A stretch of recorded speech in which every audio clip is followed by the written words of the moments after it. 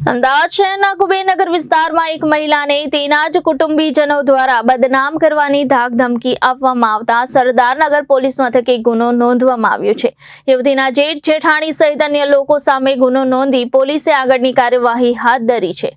સમગ્ર બનાવની વિગતો જોતા અમદાવાદ શહેરના કુબેરનગર વિસ્તારના બંગલા એરિયામાં માનસીબેન કૌશલભાઈ ઠાકોર પોતાના કુટુંબ સાથે રહે છે।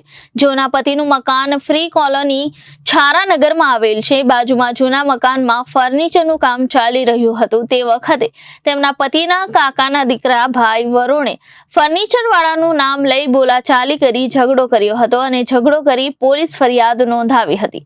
ફરિયાદી માનસીના પતિ કૌશલભાઈ વિરુદ્ધ પોલીસ મથકે ખોટી ફરિયાદ તેમના કાકાના દીકરા વરુણે નોંધાવી હતી। ફરિયાદી માનસીબેન પોતાની માતાને મળવા ઘરે આવેલ હતા ત્યારે તેમની સાથે વાતચીત કર્યા બાદ છારાનગર ગયા ત્યારે તેમના જેઠ વરુણ અને હિમાંશુ સહિત આયુષ્માન અને ઝુંઝાબેન આવી બીભત્સ ગાળી ગલોચ કરી ધમકી આપવા આવ્યા હતા। દરમિયાન માનસીબેનનો ભત્રીજો તેના ફોટા મારી પાસે છે અને હું આ ફોટા વાયરલ કરી બદનામ કરી દઈશ તેવું કહેતા માનસીબેન ગભરાઈને ત્યાંથી નીકળી ગયા હતા અને ઘરે આવીને પોતાના ફોટા વાયરલ થશે તો સમાજને શું મોઢું બતાવીશ તેવા ડરથી ઘરના બાથરૂમમાં પડેલ ફિનાઇલ ગટગટાવી લીધી હતી।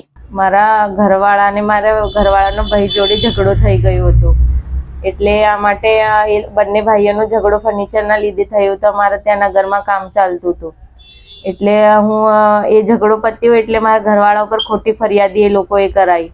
તો પછી એ ફરિયાદી કરાવીને મારા ઘરવાળો તો અહીંયા છે જ નથી, એ કંઈ બહાર જતો રહ્યો અને મારી મમ્મી મારા ઘરે આવતી હતી મારા જોડે તો મારી મમ્મીને હું લઈને નગરમાં ગઈ। મારી મમ્મીને મેં ઘરે મૂકી અને મારી મમ્મીને મૂકીને હું ત્યાં ઘરમાં અમારા સસરાનો જૂનો ઘર છે હું ત્યાં જોઈને કે હું જતી રહીશ ત્યાંથી તો હું ત્યાં ગઈ તો ત્યાં ખાલી ઊભી રહીને એ લોકોએ મને ગાળી ગલોચ કરવા લાગ્યા। આયુષ્માન અને વરુણ અને એની પત્ની ઝંઝાબેન એ મને ગાળો આપવા લાગ્યા કે તારા ઘરવાળાને તો બદનામ કરીશ, હવે તને પણ બદનામ કરી નાખીશું અમે।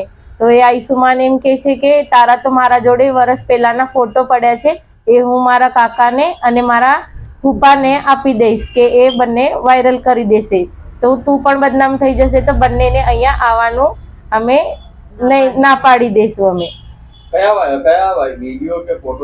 ફોટો છે એ લોકો પાસે। 1 વર્ષ પહેલા આયુષ્માન અમારા ઘેર આવ્યો હતો, મારી નાની 1 વર્ષની છોકરી હતી તો ઘેર કોઈ નહોતું અને એટલે બધા દિવાળીનો ટાઈમ હતું તો એ હું છોકરીને એમને મૂકીને હું નાહવા ગઈ તો મારી છોકરી રડતી હતી તો મને એમ લાગ્યું કે એ છોકરી મૂકીને જતો રહ્યો તો મેં એમ દરવાજો ખોલ્યો ને તો એ સામે જ ફોન લઈને ઊભો હતો અને સામે જ મારો ફોટો ખીચી કાઢ્યો તો મેં કીધું કે ના હું તો તારી કાકી લાગુ છું ને તું આવું ના કર તો કે ના કંઈ ના થાય હું ડિલીટ કરી દઉં છું।